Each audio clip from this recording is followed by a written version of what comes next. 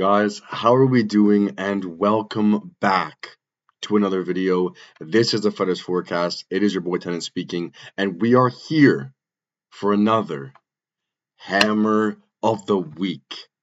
And guys, let's take a look back down memory lane and see what happened last week for the Hammer of the Week. Last week was a two-leg hammer. It was first leg, Steven Asplund. He got by the skin of his teeth. An absolutely razor close decision. I believe it went the right way. I believe it should have gone to Steven Asplund, and it did. I thought he did a little bit more in the rounds that he needed to do to win in rounds 1 and 3. Garry Pat definitely won round 2. And I was sweating my balls off, I'm not going to lie, watching that fight. Steven and Alexi can attest to that. I'm sitting there clenching my fucking cheeks, hoping that Asplund gets this fucking win. As Garry Pat's lighting this guy up, they're both trading huge shots, both dropping each other here. An absolutely razor close fight right there. It goes our way. It goes to Steven Asplund. And then move on to leg number 2, the absolute masterclass of Ty Miller against Billy Ray Goff. Ty Miller, like I said, guys, absolutely boxing the fuck out of this guy. I told you Ty Miller used to be on my top 10 prospects from last season. He got bumped down into 11 or 12, but he's still an absolute killer. And it still shows the talent from the Dana White Contender Series, which we did good on the other day. You know, we went 4 or 5. Not perfect because John Kuhneman does not want to wrestle for some reason because he's an absolute fool, clown shoe bum. Guy's made his whole career off wrestling and getting subs, and he does not attempt a takedown. Hey, newsflash here, buddy. You're not winning a fucking standing fight with a guy who's 6'2", like 4 inches taller than you dumbo. Shoot your takedowns, get your sub, and get out of there with the win. If John Kuhneman did that, we would have swept the Contender Series card. We hit every other play and bet that we put on the board there. But John Kuhneman is absolutely banned. Absolutely banned. Never touching that guy ever again. I cannot trust his fight IQ at all. But we're going back. We're getting off track here. Ty Miller, but absolute belt to ass to Billy Ray Goff. Literally entering the third round, the corner goes, I guess just run away from him. Don't even engage. Who the fuck says that? Who says that as your corner? Just run away from him, bro. And then fucking Billy Ray Goff sitting there, he goes, I don't even know where I am, man. Oh, bro, just run away. You're good. What?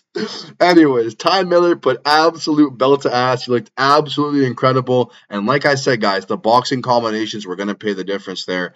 The line ballooned earlier or later in the week, so didn't get it as great odds as I hoped to get it out as. But that's why I'm putting this video out a little bit earlier. That's why I'm putting it out before the actual full card breakdown, because I know my hammer already.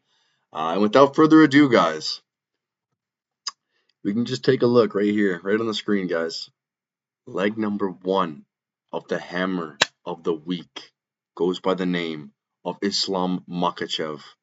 Islam Makhachev, in my opinion, guys, this could be a bold claim, this could be a normal claim, depending on who's watching here, is the greatest mixed martial artist of all time. This is the greatest mixed martial artist of all time. He has the highest win streak ever. He has an absolutely plethora of title defenses, of title bouts. He's beaten some of the best fighters to ever grace the UFC. He's beaten Alexander Volkanovski twice. He's beaten Charles de Bronx. He outboxed Dustin Poirier. He's beat Renato Moicano. He's beat Jack Della Maddalena. He's beaten all of these imposing figures that were supposed to take him out. And your boy Tennant never picked against this guy, because that is rule 1 of MMA.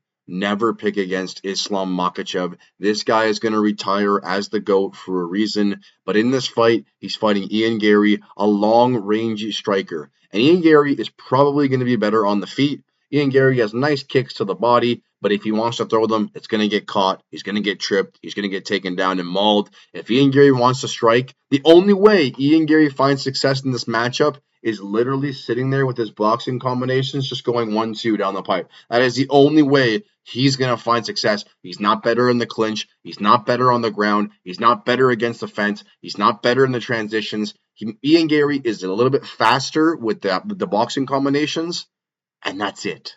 That is literally it. Islam Makhachev is going to take this guy down. He's going to sub him, and he's going to get this victory by submission in this matchup. Islam Makhachev, leg 1. Leg 2, we move on to Mansour Abdul Malik against Dustin Stolstrifs. Mansour Abdul Malik coming off a loss here against UC Belgari, but that is an imposing man, a guy who is 6'6 at middleweight, at 185.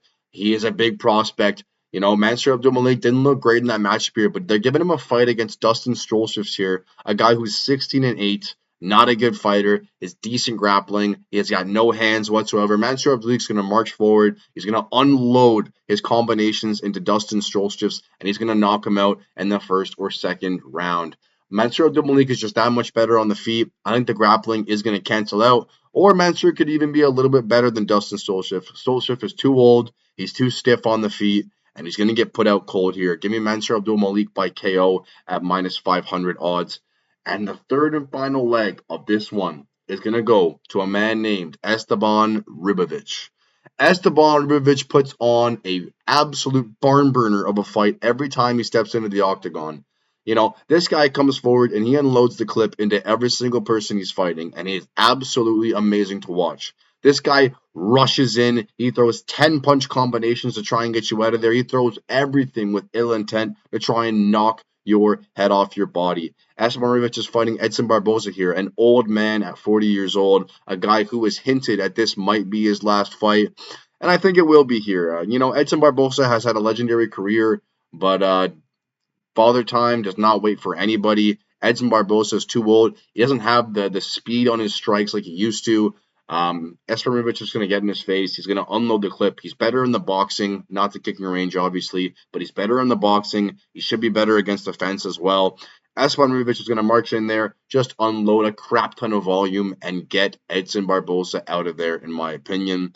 Guys, that is the hammer of the week. It's a little bit chalky. We have Makhachev at minus 330. We have Mansour Abdul Malik at minus 500. And we have Esteban Ribovic at minus 500. I've tried to get this video out so you guys can get the same odds as me. Combined, it's like minus 111.